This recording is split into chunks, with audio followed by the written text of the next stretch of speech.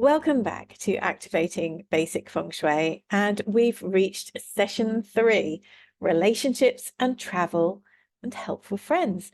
We're also going to talk about activating your Centre Gua to really nurture your health and well-being. I'm Suzanne Royden. I'm the lead consultant at interiortherapy.com, and I'm here to make Feng Shui easier for you.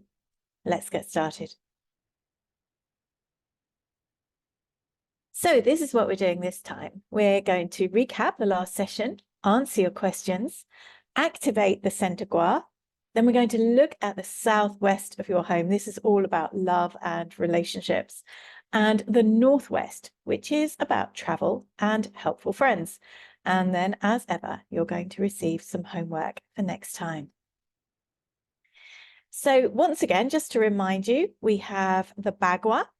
This is our Feng Shui grid, which dictates which area of your home relates to which part of your life. And if you haven't watched sessions 1 or 2, I really do urge you to go back and watch those first, because to be perfectly honest, what we're saying here today isn't going to make a great deal of sense unless you know where the areas are in your home.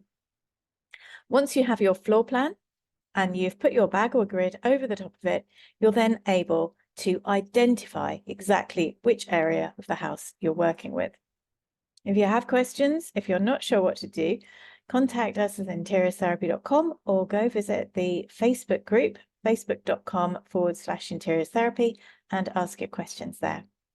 So some questions came up from last week.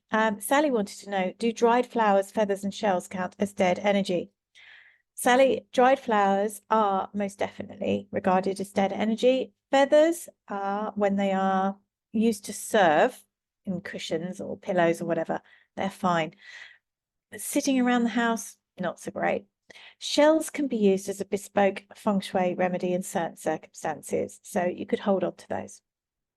James said it felt empowering to be told to remove negative things from around you, such as pictures and things which make you unhappy.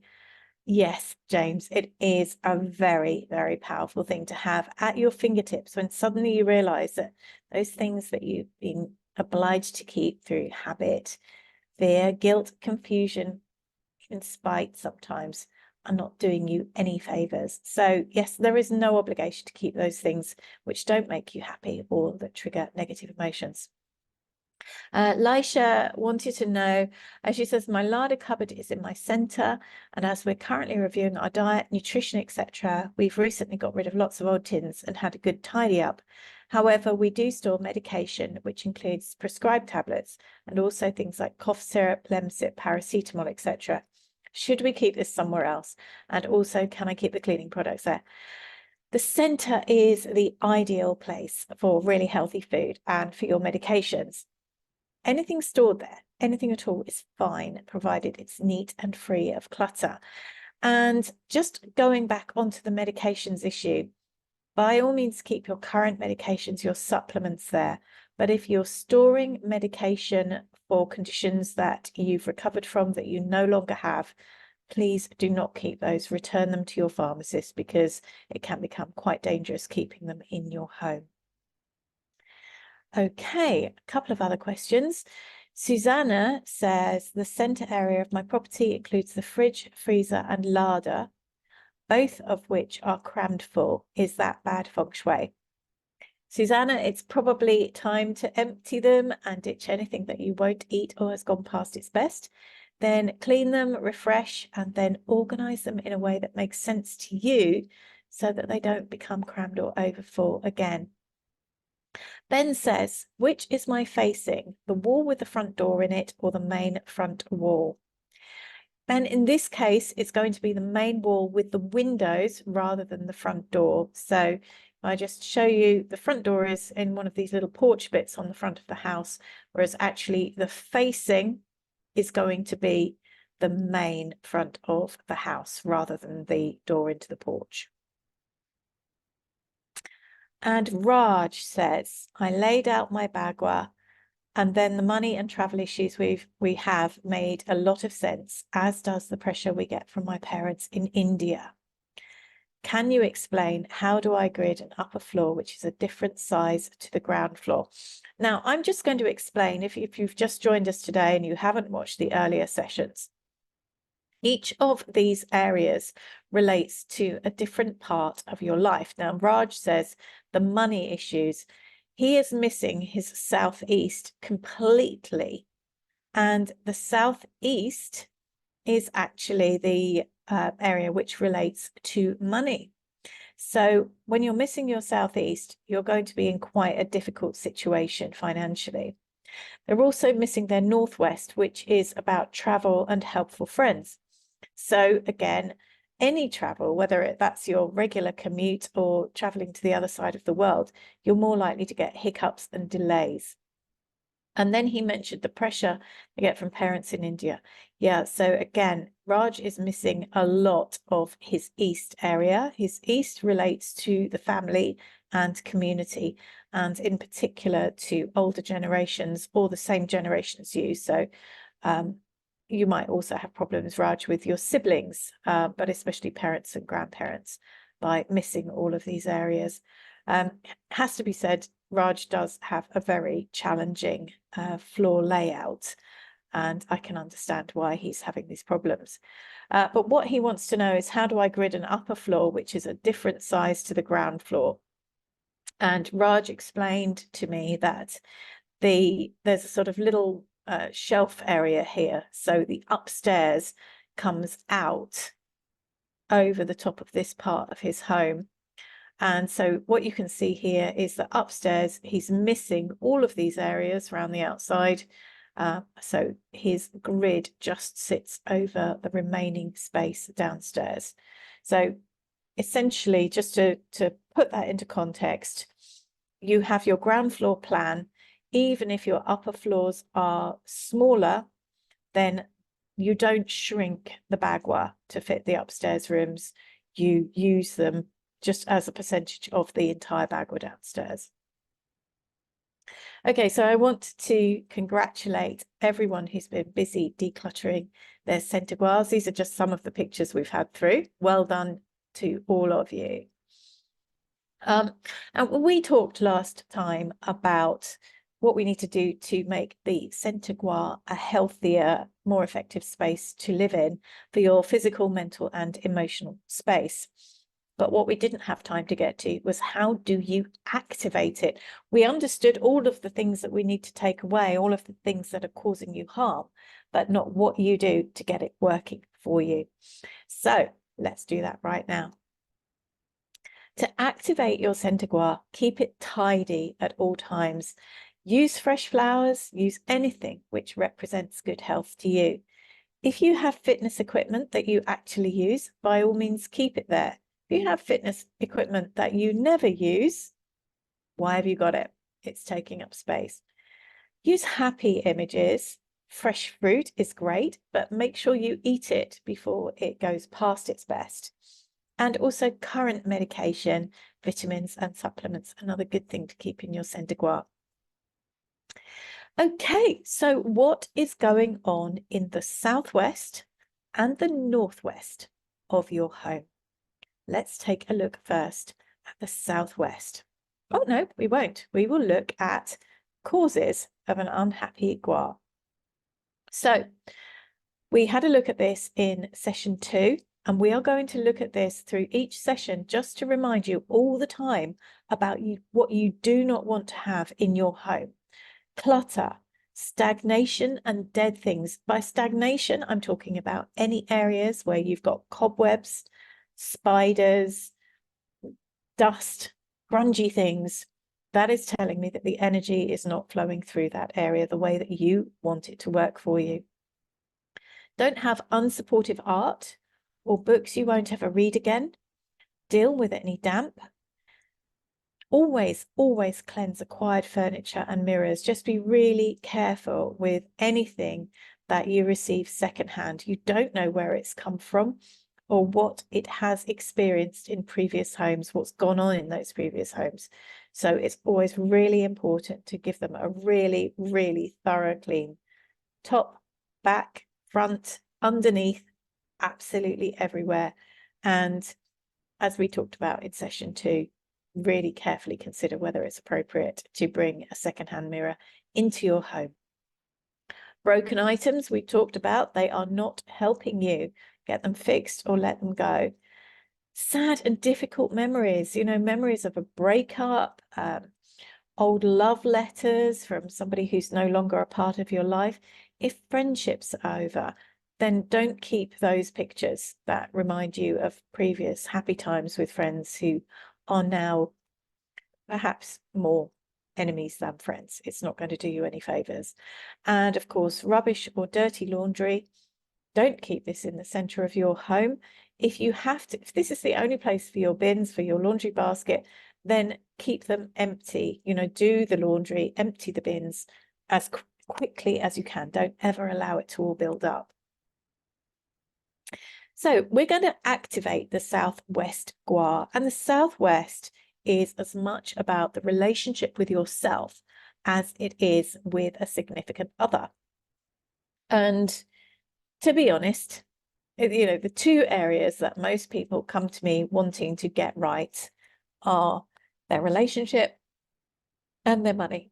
So I felt it was really important that we touched on relationships first, because your relationship with yourself is such an important part of everything you do. And if you don't like who you are, it's going to be very, very difficult to form a healthy relationship with anybody else.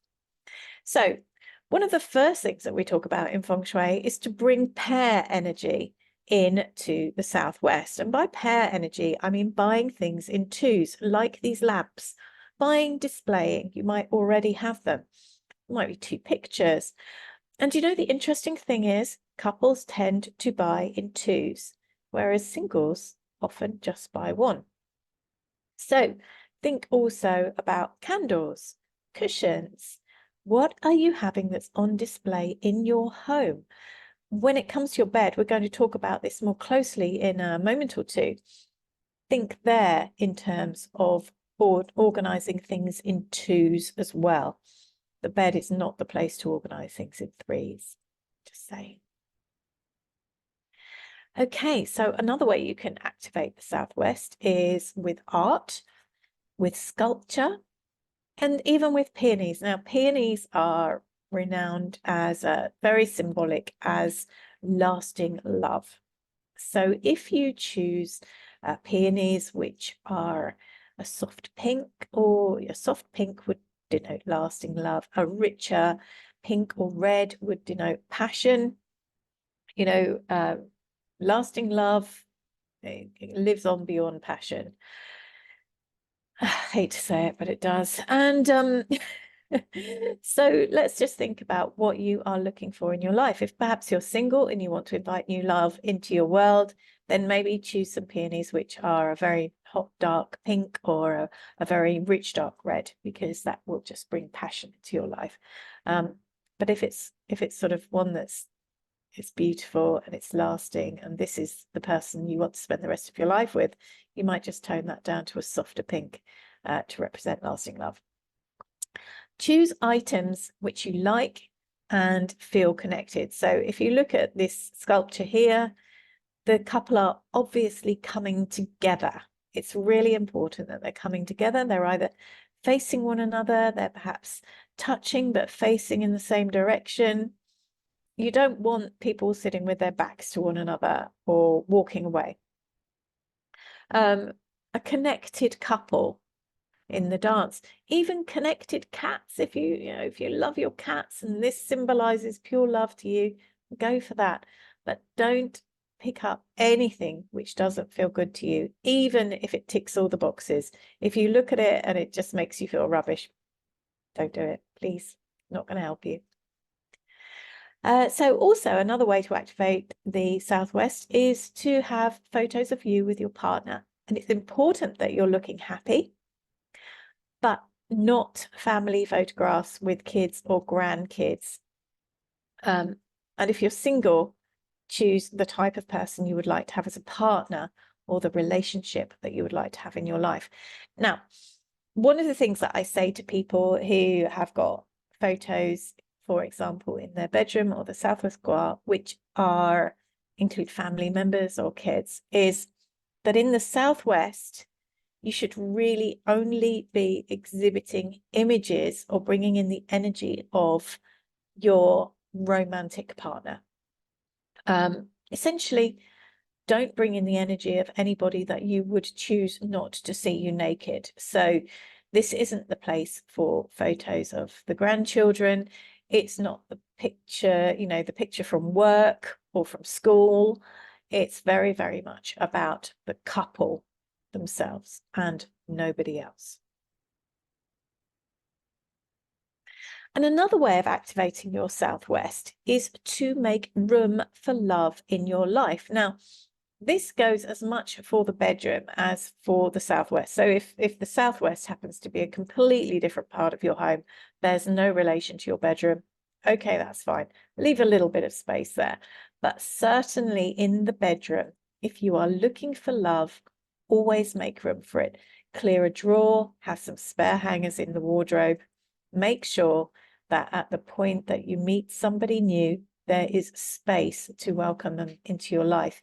It's a bit of a chicken and egg situation. If you don't make room for new love is not going to find its way to you. You might meet people, but they're not going to be the ones that have a lasting and beautiful impact on your life. So what to avoid in the Southwest? I'm always going to say to you, avoid single images. Look at these three. We've got a single falcon, a single candle, a single woman, piece of china. Here's a lady with a cat. Here's another single image. Don't just have one chair. Single images, single items, they reinforce your solo status. Also, don't keep anything relating to an ex. With your divorce papers, only keep the single part of your divorce papers. Here in the UK, it's the decree absolute, which says you are free to move forward again. And even that, keep in the east rather than southwest. If you are widowed and you're comfortable to remain so, by all means, have pictures of your beloved there. But if you are ready to move forward, if you're ready to welcome new love into your life, please relocate the pictures of your late spouse to the east. It doesn't mean you love them any the less. It just means that they are not now taking the energy that a new partner you would want to give to them and they to you. And on that note, another thing that's very, very important not to keep in the Southwest is ashes. Whether this is the ashes of your beloved or it's pets or children, God forbid, please don't keep ashes there. We will, I hope, get to talking about ashes in more detail later in this session or this program, but it's definitely not for the Southwest, please. So let's just talk briefly about bedrooms and what you should and shouldn't have there. So it's important to balance the space with matching nightstands. So if you see in this image, we've got matching nightstands, we've got matching lamps here as well. A comfortable, solid headboard, as high as you can reasonably get it, is going to give you psychological and physical support and comfort as you sleep. Try not to keep anything under the bed. Now, I get that space is at a premium in many homes. It's at a premium here. So we do have storage under the bed, but what we keep there is only unused bedding and out of season clothes, but not out of season shoes. So we don't want anything like shoes or books or tech or photos or anything like that under the bed. Always make your bed. Always, always, always. Let this be the first thing you accomplish each day. And, going back to the pair energy, even if you are alone by choice, even if it's much more comfortable for you to be single now, possibly permanently, if you have matching nightstands and matching lamps on either side of the bed, It will bring balance to your emotional well-being. You will feel better as you sleep than you will if you've only got things on one side. So things hanging over the bed, like these pieces of art, can disrupt sleep and cause headaches, neck and back pain. So do try to avoid anything over the bed. Shelves are really, really damaging. So don't be tempted to put shelves over your bed, please. You don't want anything hanging over your head.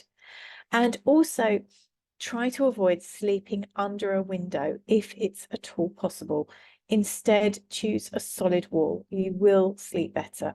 I know that many houses are built with only one wall and it's got one of these, what they call cell windows. They're not great. If you have to have one of these, then my suggestion would be that you put a blind on it and keep it closed permanently. So your bedroom is your sanctuary.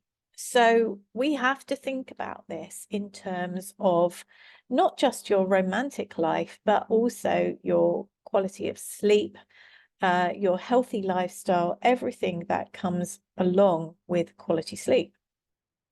So what are we going to avoid? We're going to always make the bed. Don't ever leave your bed in a mess with a jumble of pillows and just gubbins around it. It's not going to help you. Never, but never have a statue or image of the Buddha in your bedroom or any other religious figure. That includes Virgin Mary, Jesus, any of the Hindu gods and goddesses. They are not supposed to be in your bedroom. These are great spiritual leaders. They are deities. They do not want to see you naked. They do not want to see you in intimacy.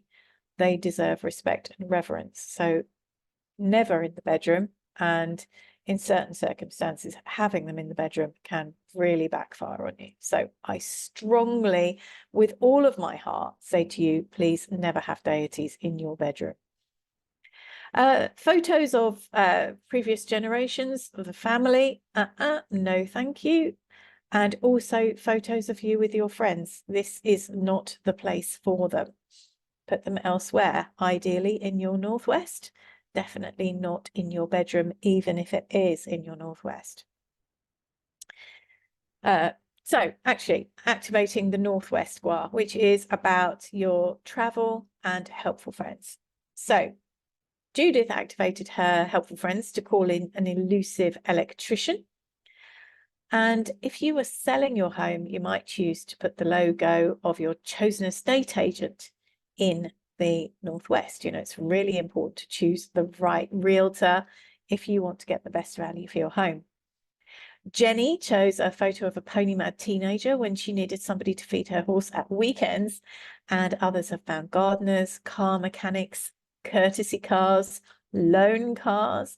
Just place the picture without any expectation and be open to it happening. You know, I used to always want to get a lift home from the station on a wet night, and somebody would always be there on the nights that I came home in the rain and give me a lift home from the station. So, you know, get your helpful friends activated in whatever way that you need help. And the thing is, if you've got the area fresh and clean, then you are making space for helpful friends. Even if you haven't asked for them, they might just turn up when you need them. So the Northwest also relates to travel. So it covers two things. It covers those helpful friends and it covers travel. And whether you plan to explore the world or you simply want to avoid delays and cancellations on your commute, it's a great idea to use pictures of your planned destination, or if you're not sure what that is, the essence of the place you would like to visit. Now, I'd love to go and visit somewhere with beautiful waterfalls, and I'd like to dive in and splash around. I don't know where those waterfalls are quite yet, but I do have some pictures ready and waiting. I'd also love to see the Northern Lights, and I love a turquoise sea. So Northern Lights and turquoise sea, yeah, tick boxes on those this year already. What can you do though You could create a montage or just buy a postcard. You can go online and download some pictures of places that you'd like to go. Perhaps pick up a brochure from your travel agent and just bring the energy of these places into your life. Perhaps you want to leave it open, so have a globe there. And if you have space, you can even keep your tickets, passport, travel insurance information in this Gua.